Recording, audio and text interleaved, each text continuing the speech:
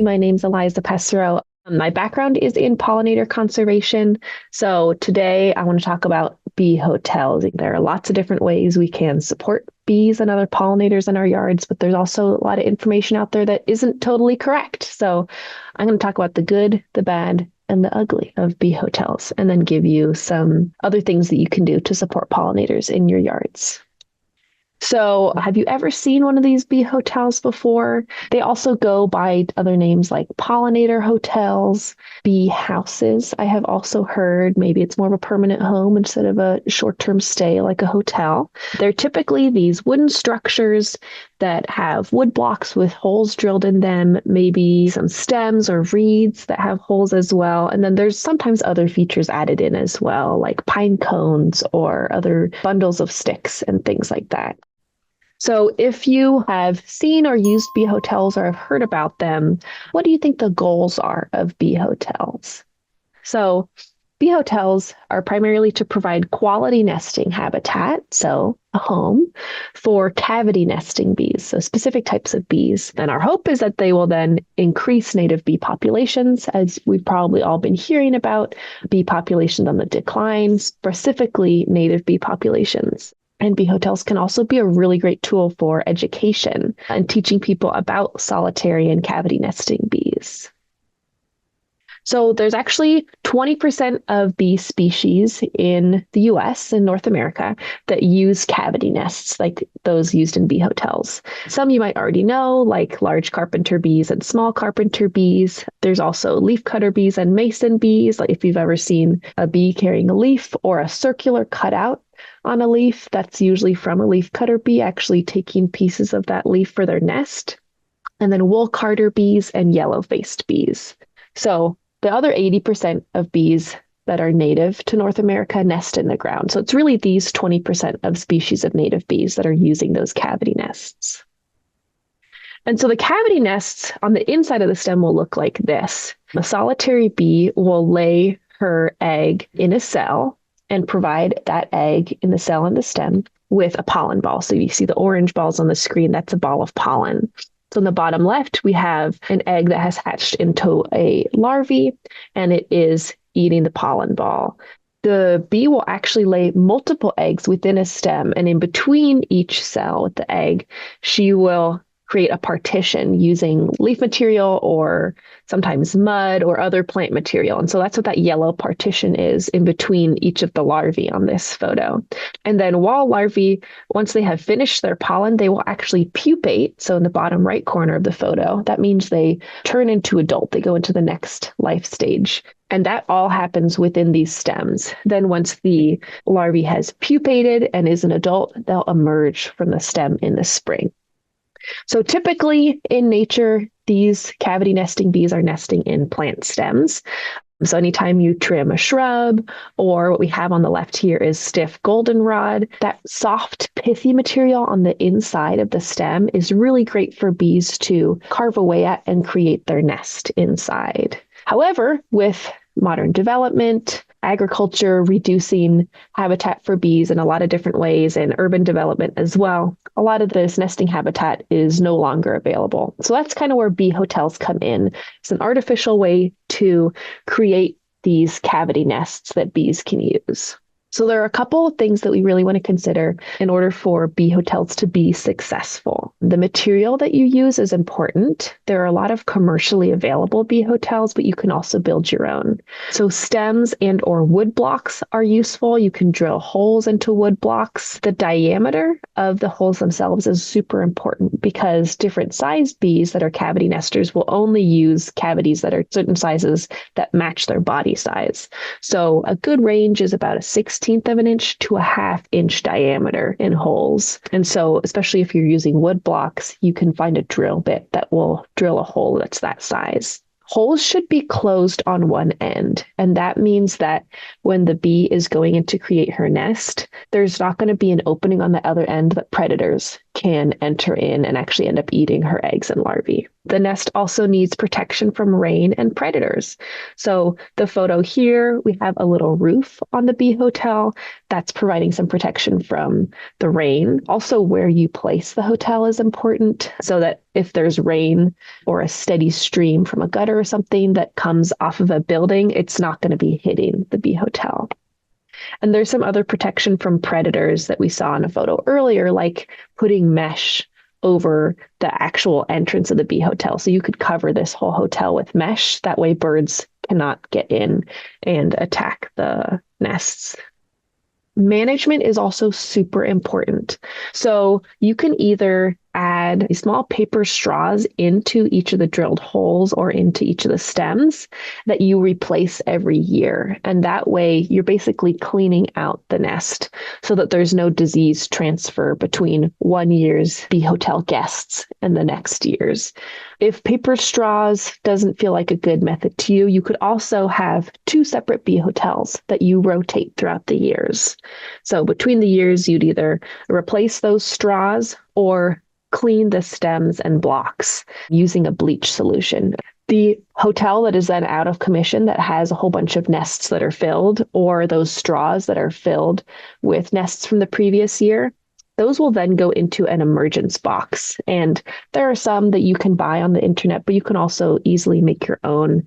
Really, any type of cardboard box or wooden box that has a small opening at the top will be helpful so that over winter, those bees are in a safe place while you're either cleaning or setting up the next bee hotel. And then in the spring, you can put this box outside near where your second nest is. And then bees will emerge from their nests and leave the box. And then they can go start a new nest that is totally clean in your second bee hotel. So unfortunately, a lot of what's available on the market is not necessarily up to standard with what the research says that cavity nesting bees need. So for example, the hotel on the right here, this is one that a group had made for a park, and they had used all plastic straws that were the same diameter. And the back of this nest was open. So there was very little protection from predators. And then the material that was used is not something that bees would normally be using and could be harmful to them. There's also only a single diameter since all of the straws are the same size here. So only one type of bee is really going to be able to use that nest. Sometimes there are also features like butterfly houses that are included, and there's not anything wrong with those. They just won't really be used by butterflies because butterflies don't use houses the same way that cavity nesting bees will use these cavities. In the left-hand photo, there's a part in the middle of the bee hotel that has 3 vertical slots. Those are supposedly for butterflies, but butterflies won't actually use them. If someone has seen a butterfly using one, though, let me know. And importantly, as I mentioned before, all of these hotels do require management, which isn't always communicated when someone buys a bee hotel. So I mentioned this a little bit, but with these bee hotels, there are a couple things that can go wrong. So there's been some research that has shown that in some bee hotels that were put out, it wasn't actually native cavity nesting bees that were using them, but there are a lot of non-native bees who still are doing pollination, but are not necessarily our goal with putting out bee hotels that ended up using the nests. Oftentimes wasps end up using the nests, which can be fine as long as you're okay with there being some wasps in your yard and you're ready to kind of adjust safety around the yard in case they're stinging wasps. They might just be parasitoid wasps, though, that won't actually sting. Introduced wasp populations could also increase if you have this nesting habitat that's good for introduced wasps. Additionally, normally when cavity nesting bees would nest in nature, their nests are pretty far apart. It'll be maybe a couple nests on a plant that has cut stems.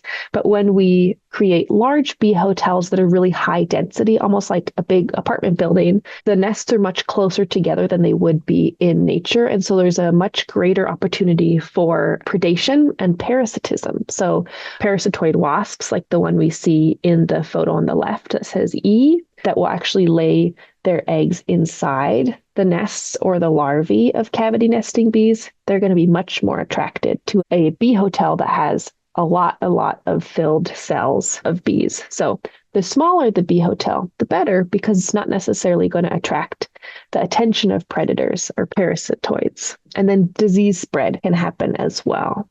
The photo on the right here where it says F is actually of a bird that attacked a bee hotel. And so that's an instance where having that mesh over the cover can be really helpful because birds will not be able to get in that way. So are all bee hotels bad? Definitely not. Bee hotels, like I said earlier, are really helpful for education specifically. There are some great models of bee hotels out there that actually have a panel that you can open and then you can see inside the cavity nests themselves.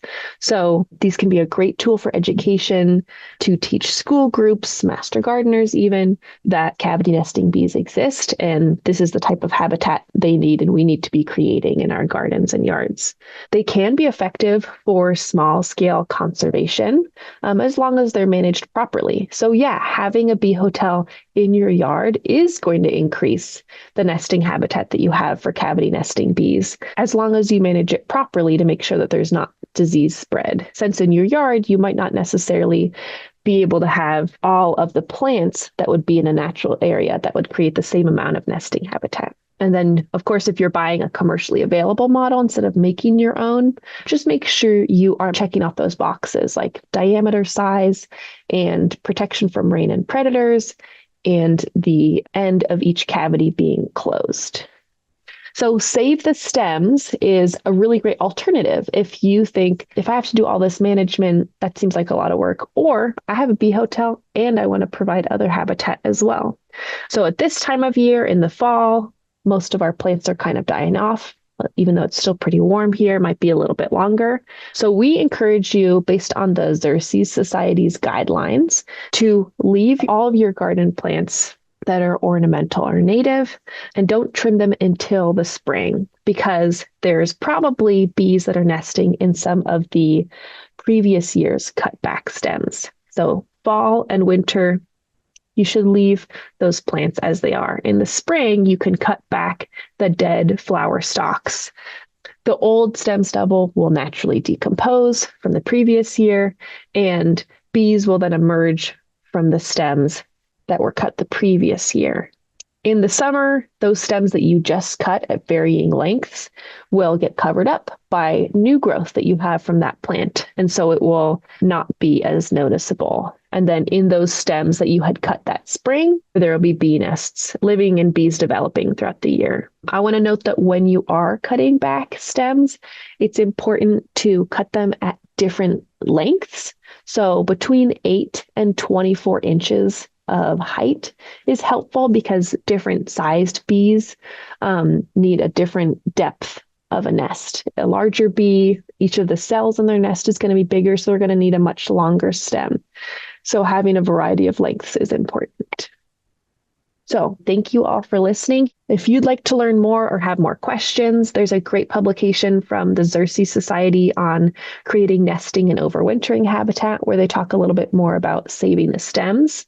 Michigan State University also has a great publication on building bee hotels and maintaining bee hotels. They have information on how to clean out bee hotels if you're switching to every year. And then the Missouri Bee ID Guide has good information on which bees actually use some of these hotels.